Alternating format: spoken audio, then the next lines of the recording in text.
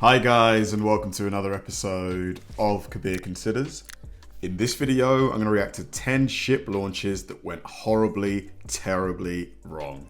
Now, I can't imagine being, like here in England, there's a company called P&O Cruises, right?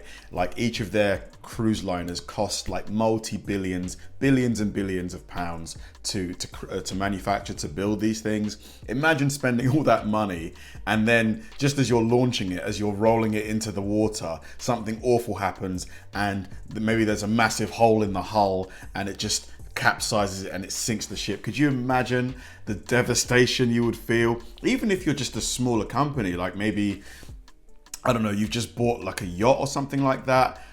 Could you imagine how it would feel to, just to sink all of this money into a boat, into a vessel, only for, it to go horribly wrong and it's damaged, probably costing you thousands and thousands, if not millions to repair. It's got to be awful to witness, but still, for us who haven't sunken that money in, it's got to be entertaining to watch. So yeah, let's do it. From a mishap in Malaysia ending in utter catastrophe and a Russian tugboat landing the complete wrong way to a $1 million yacht sinking after slipping from its harness and an oil spill in the Galapagos that nobody saw coming. Here are 10 ship launches gone horribly wrong. You just know each of these is just going to cost so much money. Somewhere in Australia, a master and his apprentice decided it was a good day for boating. They rigged their motorboat, named the Iceberg, to the truck and hauled her over. The Iceberg? It's kind of an ominous name, isn't it? After what happened to the Titanic. To the local marina. All that was left to do was lower her in and sail away. Slow and steady are the keys to a successful boat launch. Of course, that's assuming everything else goes according to plan. These guys seem to be doing everything right. Then, everything went horribly wrong. Put the bourbons away. There's the bourbon. Hey, see you later! And that's where the brakes just... Oh, the car too! The pickup truck too! Oh no! Yeah. Yeah, okay. You bust a hose. Oh no!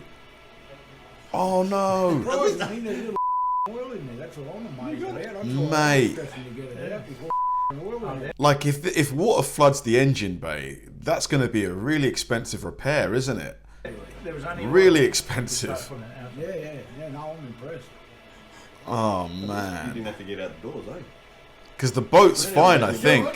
Shoes wet. Nice car driver. It's the pickup I'm worried about here. It's about here saying, oh no, I want to keep my shoes dry. No, that was it. Jump back. That was it. The I'll keep my Iceberg shoes lowers slowly into the water, with And then our it just- boating master signaling his apprentice to give it a little more slack. Everything goes smoothly until the brakes on their truck fail, and both vehicles plunge into the water. The truck begins sinking immediately, but the apprentice climbs through the back window. You can hear them joking about not wanting to get his shoes wet as they re-watch the footage. Is it actually them? Is it the master and the apprentice that are watching this back? Probably. Thankfully, At least they've got a sense of humor about it, our boater thinks quickly and pushes the truck toward the shallow water. So, even though it sinks, it's not far out in the middle of the marina. Mate, that pickup, that's going to be an expensive thing to sort out, getting all that water. Crazy rich Russians had trouble holding on to their $1 million yachts long before the 2022 sanctions. Of course, most of them are rich enough to buy 3 more. In August of 2012, one unlucky Russian millionaire just wanted to spend some time on their luxury yacht. The Universe and crane operator had other plans. The multi-million-dollar yacht hangs over the canal, and things don't look too good from the start.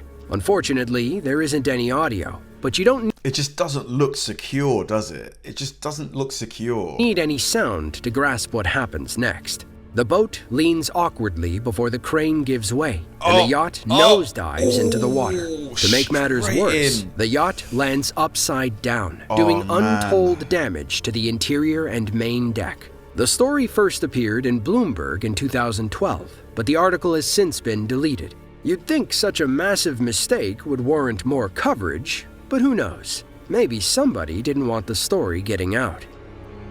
I'm guessing, yeah. Maybe the owner was some oligarch or something that didn't want to bring attention to himself. Maybe he'd already had most of his assets seized and he'd managed to hide the boat. On January 28th of 2022, a fishing boat in Patani, Thailand needed some repairs. 2 cranes arrived to pull the boat out of the water. One crane was supposed to support the bow while the other held the stern. As both cranes lifted the vessel out of the water, the cables holding the stern broke, leaving one crane to support the ship's weight. Spoiler alert, it was too heavy. I mean, it just doesn't seem like these 2 vehicles, because this thing is heavy. I don't think these things are built to carry a load this big or this heavy. I don't know. It just doesn't look strong enough. Do you know what I mean? Oh, timber! Mate. Does someone get fired in this instance, or is it just pure accidental? The cranes almost have the fishing boat onto the dock when the cables finally snap. The rear crane whips backward while the other starts falling toward the water. Our crane operator leaps from the cockpit at the absolute last second and lands hard on the dock. He crawls to safety as his crane plummets into the sea. Later, we get a close-up view of the wreckage. These guys are probably thinking, we're gonna need a bigger crane. According to reports, We're gonna need a bigger boat. crane operator broke his leg when he jumped from the cockpit. They brought him to the hospital where he was apparently in good spirits. The company covered his medical expenses, as they should, and he got a death-defying story to tell. Mate. Poof. I wonder how much his expenses came to. On September 29th of 2011, a luxury Chinese yacht called the SS Jugung prepared for its maiden voyage. The vessel cost about $2.7 million and was probably the most luxurious thing in this small Chinese village on the banks of the Yellow River. Workers positioned the boat on launching airbags. The hull seems quite flat, doesn't it? Typically they're more sort of like ovular in shape, where this is like quite a flat one. And lowered it towards the water. Unfortunately, the entire operation was doomed before it even started. The launch is clearly a local spectacle as people gather on stage to see the ship off. You can hear the crackling airbags as workers use rope to lower the boat. But the bow starts sinking when it hits the water. Soon, almost a third of the ship is submerged. All our workers can do is play the blame game. Someone clearly made a miscalculation. According to reports, they underestimated the river's depth, causing the yacht to take on water. It sat like that for 4 days until they finally dragged it ashore. They were able to salvage the boat, but what happened after that is a mystery. Dear, oh dear, oh dear. 2.7 million, that's not chump change either. Ugh. On August 5th of 2014, in the Malaysian state of Sarawak, a shipping company prepared to launch its latest investment. They were excited to watch their new boat glide down the launching ramp and sail out to sea. According to Murphy's Law, whatever can go wrong will go wrong. Unfortunately, this launch couldn't have gone any worse for the crew on board. Someone should have knocked on wood before embarking on their maiden voyage. Maybe they didn't do the tradition of smashing a champagne bottle against the hull of the ship, because that's usually the tradition, isn't it?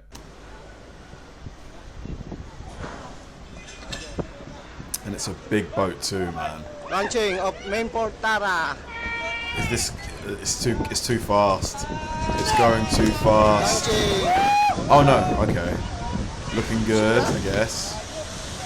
Looking good. Oh, timber! Oh!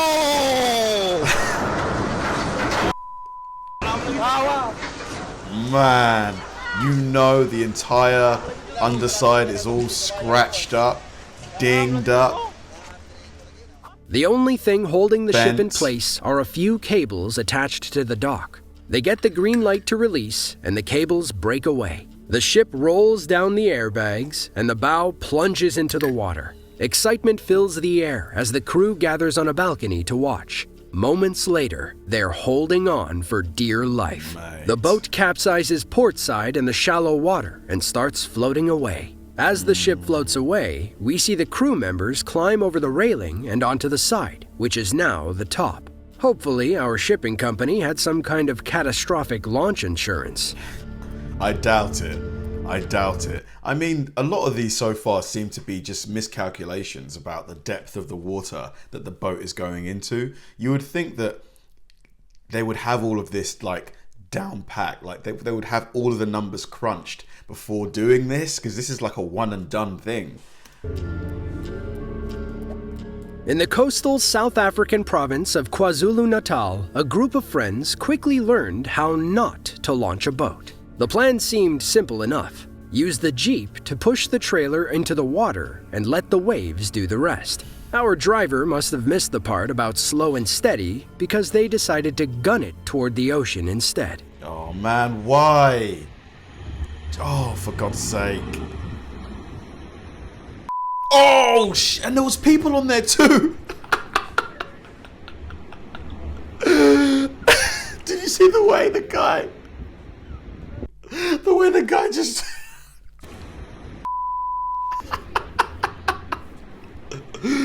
Oh, whoever drove that Jeep, dude, why?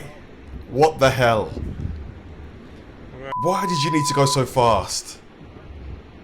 In all seriousness, if that guy couldn't swim, he could easily be washed out, you know, swept out to sea. The driver starts off slow, but then decides to punch the gas once they pick up a little momentum. Then they slam on the brakes, causing the boat to slide off the trailer and get stuck in the shallow water. Thanks to Newton's first law, those on board keep going, and one topples over the side of the boat. Then, as if things couldn't get any worse, the Jeep gets stuck in the mud. No. Now how are they supposed to get the boat out? Our cameraman, Jared Opperman, said he couldn't help but laugh at the massive screw-up. You had one job, he told the driver, but then again, I can't imagine a scenario where this type of launch actually works to begin with. Jeez, you would think that, you know, this is a boat that's probably quite expensive. Why are you rushing? You know, the plan was flawed to begin with, but just go slow.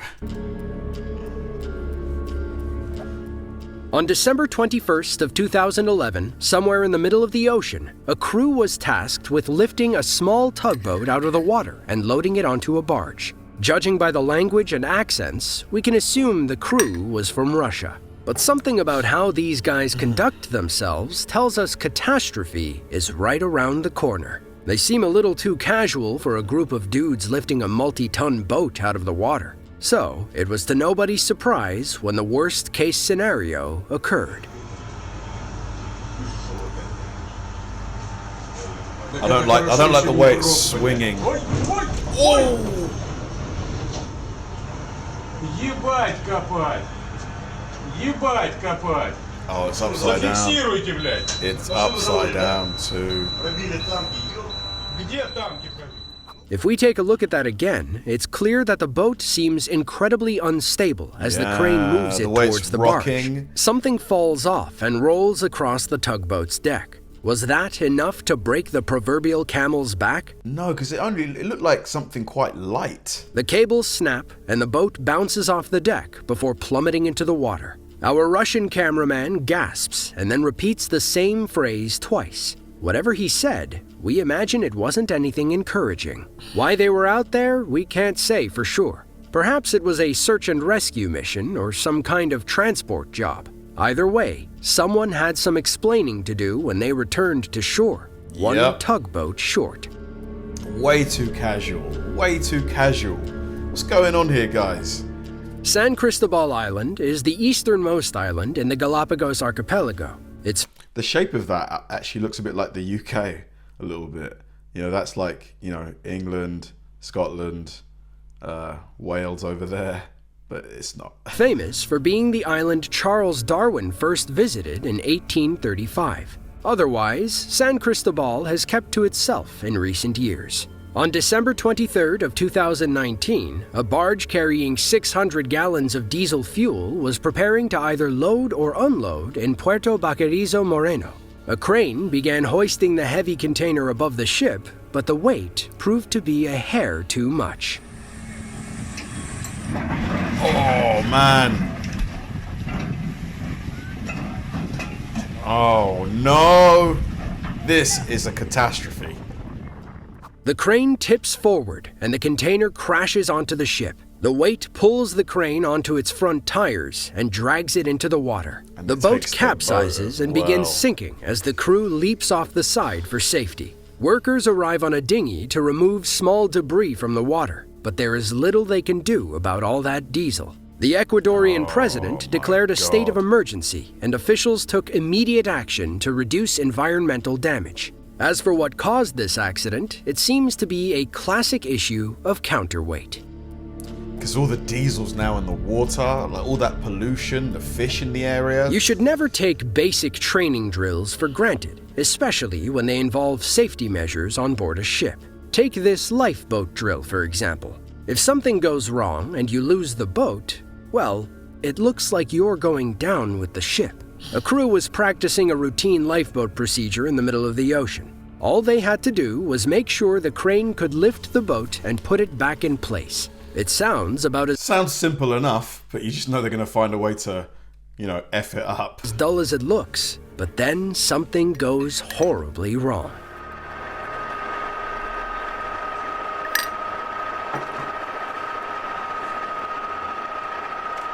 It just doesn't look stable, does it? The rocking. Oh, no! The lifeboat nears the top of the crane, and workers reach out to grab the side. But the boat is just out of reach, so the crane operator pulls it closer. But something goes wrong, and the cables snap. The boat tumbles back down and splashes in the water, and the video cuts out shortly after. Thankfully, the lifeboat was unmanned since this was just practice. Now, we're not sure what went wrong, whether this was human error or some mechanical malfunction. Let's just hope they didn't need the lifeboat for the rest of the voyage. I feel like working on a boat, like whether it's as a commercial fisherman or working on like an offshore oil rig or something, it feels like they're quite dangerous jobs, that things, accidents can happen quite frequently. Like if any of you guys, work in these kind of environments, whether it's as a fisherman or an oil rig person or any kind of job where you're at sea a lot of the time, do accidents happen quite a lot, even if you're super careful? Like whether it's equipment breaking or people making mistakes.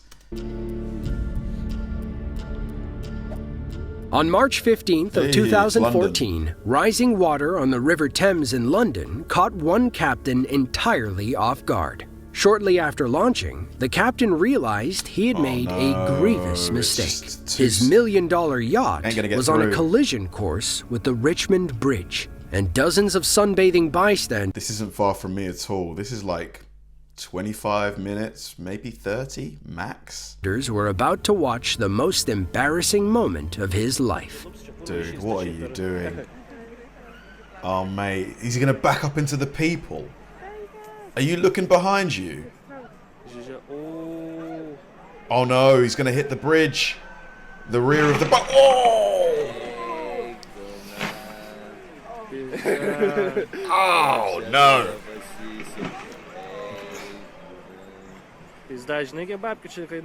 Judging from the size of the boat, that's probably like 50 grand minimum worth of damage. Is it going to make it? Oh! That's another 50 grand. Because I reckon this boat is probably $1 million plus. Yeah, probably more. Because there's going to be all kinds of bodywork damage.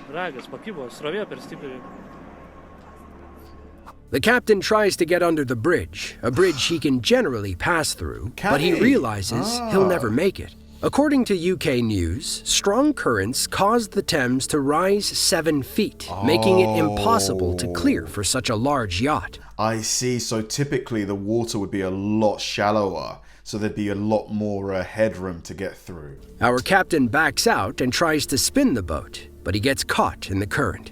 He collides with the Richmond, spurring a collective "oh" among the crowd. The water level eventually returned to normal and our captain passed under the bridge. But the damage Of course, is done. that's after scraping up the top and side of his yacht. Dang. Hopefully, the damage wasn't too bad. To see another video just like this one, be sure to click the link Poor on screen guy. now. With that, Damn, that last one, because but you know, a boat that size has got to be really expensive, you know, and it's not like you can just take it to any mechanic, you know, down the road. Like, there's probably very few places that can, you know, repair that kind of thing, and they're going to charge an arm and a leg for it. To be honest, a lot of the mistakes, I kind of feel bad for that guy, because it turns out that, you know, because the water level had risen, which is something that he couldn't have possibly foreseen. Like, that's the only reason why he couldn't make it through the bridge comfortably. But a lot of the other guys, it just seems like it's like negligence, far too casual, not, you know, taking the necessary and proper, you know, precautions, being just too risky. Like the guy in South Africa who was trying to push out the boat into the water by using his SUV to basically just ram, and the guy didn't even go slow. He was doing at least like 30, 40 miles an hour. You don't need to go that quick. It just didn't make any sense, especially because there was people on the boat. It was just hilarious. Like, crazy video though. Let me know which one was your favorite one from this list. If I had to pick one, it would probably be that one, yeah, the South African one. Thanks for watching, guys, and I'll see you in the next one.